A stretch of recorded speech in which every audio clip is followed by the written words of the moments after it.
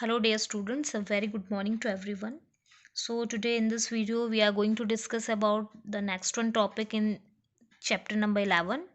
So today's topic is transpiration and translocation. So what is transpiration? And I'm sure you have a little bit idea about transpiration. So transpiration is the process by which plants lose water through their leaves. All right, so we can say that the process by which plants lose water through their leaves. And you know that water is absorbed through the roots of the plants, and with the help of conducting tissue xylem, water move from the roots to the all parts of the plant body, right? Now plants lose water through tiny pores, and these tiny pores are called stomata. What they call? They call stomata. All right, so as you can see in this picture, the stomata are tiny pores present on the underside of the leaves, and which also help in exchange of gases during photosynthesis and respiration.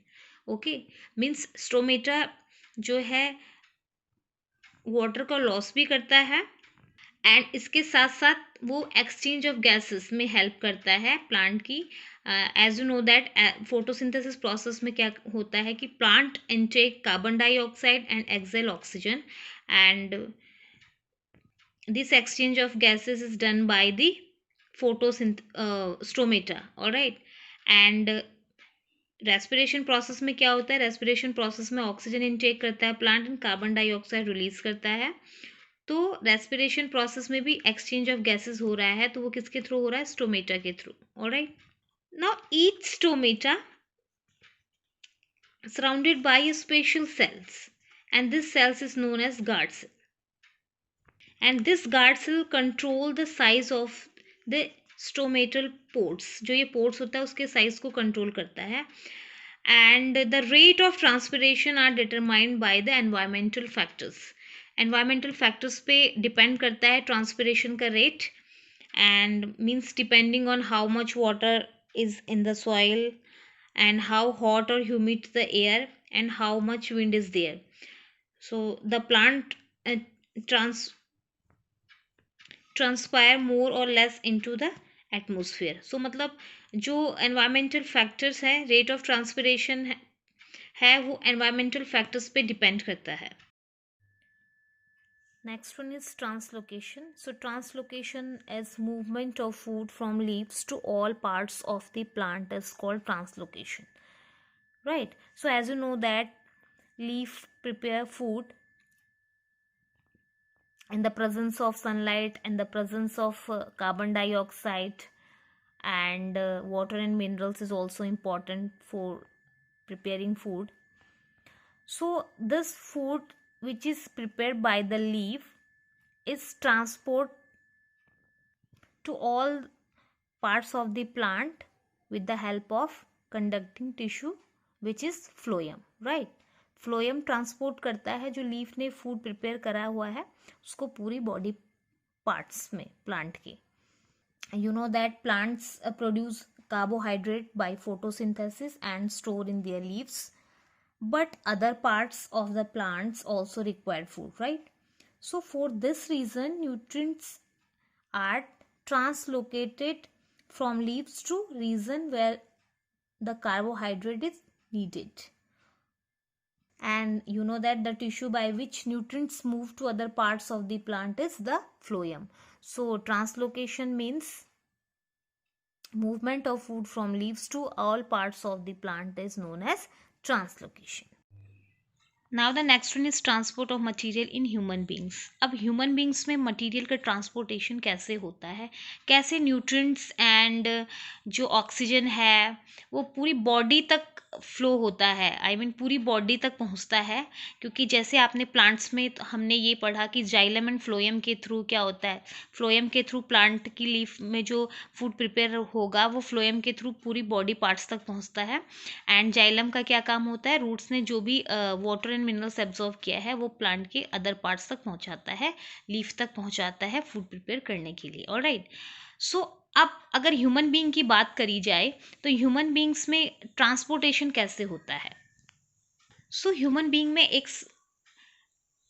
एक system develop होता है body में जिसे कहते हैं circulatory system. Alright, so in human beings the circulatory systems includes blood. Blood क्या है, एक कनेक्टिव टिश्यू है। ऑलराइट, ब्लड वेसल्स, पूरी बॉडी में ब्लड वेसल्स प्रेजेंट होती हैं।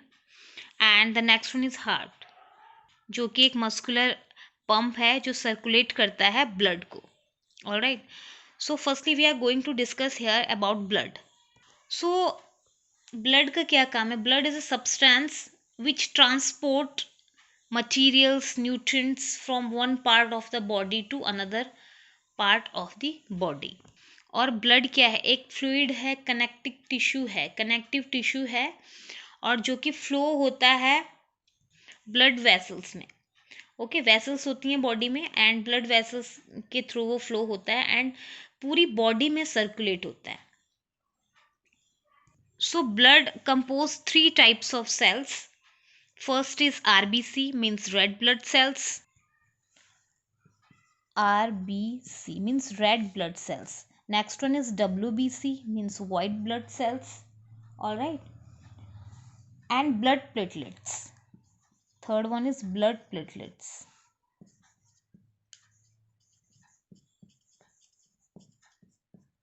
Okay.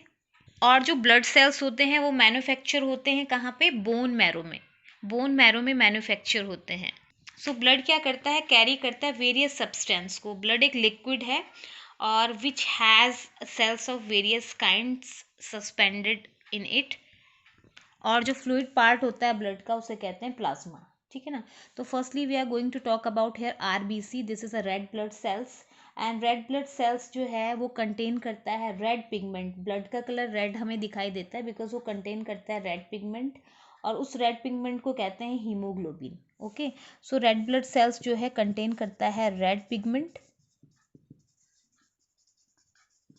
और उस रेड पिगमेंट को कहते हैं हीमोग्लोबिन।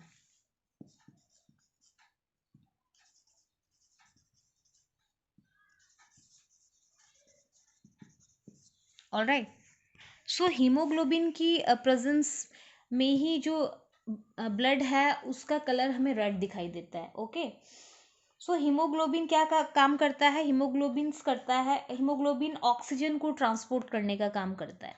ऑलराइट, अगर ब्लड में हीमोग्लोबिन ना प्रेजेंट हो तो क्या होगा, ये बहुत डिफिकल्ट हो जाएगा कि बॉडी के हर पार्ट्स तक, क्योंकि आपको पता है हर एक सेल को ऑक्सीजन की ज़रूरत होती है, तो बॉडी के हर पार्ट्स तक ऑक्सीजन पहुंचना मुश्किल हो जाएगा।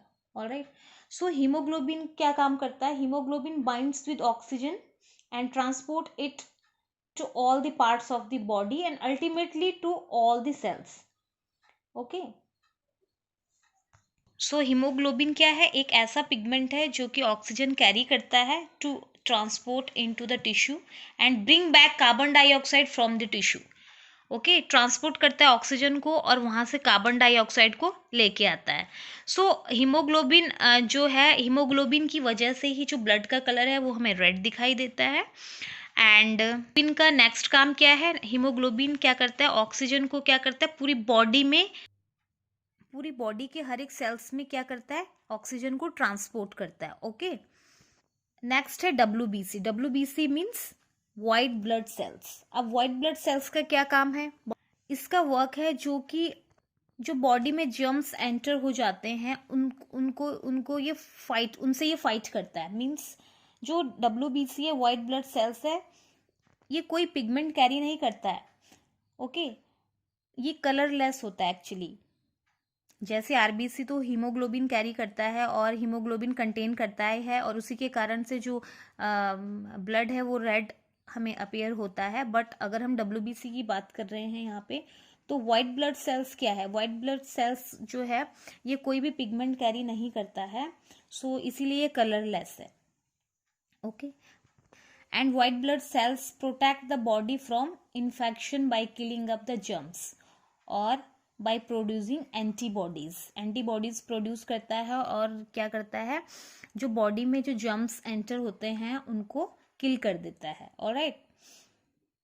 Next one is blood platelets. So what is blood platelets, क्या होते हैं ब्लड प्लेटलेट्स. आपने देखा होगा कभी आपकी फिंगर में कट लग जाता है तो आफ्टर सम टाइम उसमें क्लॉटिंग बन जाती है. ऑलराइट. सो वो क्लॉटिंग क्या है, क्योंकि आपकी बॉडी में प्लेटलेट्स प्रेजेंट हैं तो उससे क्या हो रहा है, वो क्लॉटिंग बनाने में हेल्प कर रहा है. ठीक है ना. अदरवाइज अगर उसकी क्लॉटिंग नहीं बनेगी तो ब्लड तो फ्लो होता रहेगा और ऐसे में काफी ब्लड बॉडी से निकल जाएगा और ह्यूमन की डेथ भी हो सकती है. ठीक है. तो ब्लड प्लेटलेट्स का क्या काम है, they help in clotting of the blood. Okay, I hope you understood about RBC, WBC and blood platelets. RBC is a red blood cells which contain red pigment that is called hemoglobin, and hemoglobins carry oxygen to all parts of the body and bring back carbon dioxide from the tissues. And if we talk about WBC is a white blood cells and they do not carry any pigment, so WBC are colorless and they protect the body from infections. And blood platelets का क्या काम होता है, they help to make clotting. So blood carries nutrients, oxygen, carbon dioxide, hormones and waste material to different parts of the body. Now the next one is blood vessels. So blood vessels are tube like structure in which blood flows. आपने देखा है कि पूरी body में blood vessels का एक जाल होता है.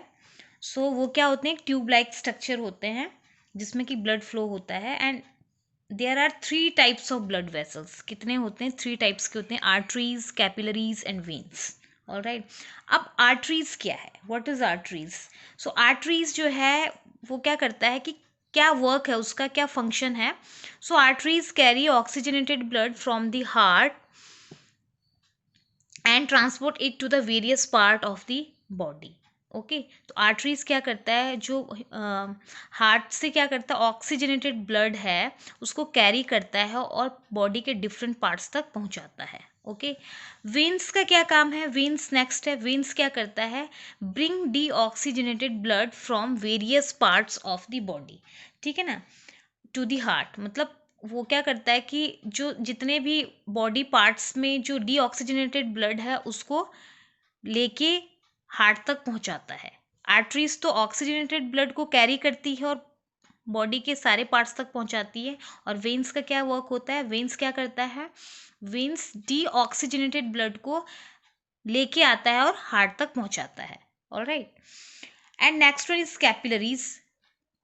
तो कैपिलरीज क्या है, they are thin vessels and that connect arteries to the veins. Arteries को वेन से कनेक्ट करता है and due to thin walls they allow the exchange of material between the blood and the tissues. तो इतनी thin walls होती हैं तो वो मटेरियल्स को एक्सचेंज करती हैं, allow to exchange material between the blood and the tissue. Tissue और ब्लड के बीच में क्या करती है, मटेरियल्स को एक्सचेंज करती है. Okay. So here oxygenated blood means arteries carry oxygen rich blood. Okay. Oxygen rich blood को कैरी करती है from the heart to all the parts of the body.